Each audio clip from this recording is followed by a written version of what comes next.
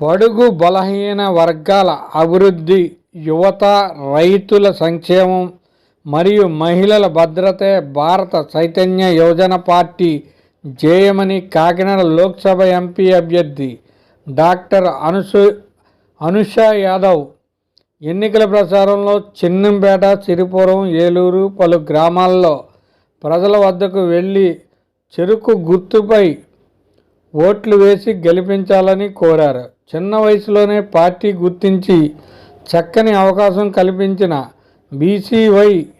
BC Yojana party తరపున ఎంపీగా రాష్ట్ర అధ్యక్షులు బోడే రామచంద్ర యాదవ్ బాధ్యత ఇచ్చారని, నన్ను ఎంపీగా గెలిపిస్తే సమస్యలపై దృష్టి సారించి పరిష్కార దిశగా అడుగులు ముందుకు వేస్తానని, పార్లమెంటు పరిధిలో పరిశ్రమలు తీసుకొచ్చి యువతకు ఉద్యోగ అవకాశాలు కల్పిస్తానని, అదేవిధంగా తాను పర్యటించిన ప్రాంతాల్లో ప్రధానంగా రహదారులు సమస్య, సాగునీటి సమస్య ఉందని, తాను గెలిపిస్తే సమస్యలను పార్లమెంటులో తెలిపి పరిష్కార దిశగా తీసుకువెళ్తానని ఆమె పేర్కొన్నారు.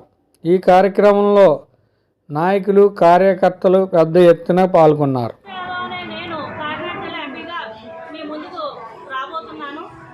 కాబట్టి కాకినాడ జిల్లా ప్రజలందరూ కూడా మీ యొక్క ఓట్ను చెరుకు రైతు గుర్తుపై వేసి, జిల్లాలో ఎన్నో సమస్యలు ఉన్నాయి.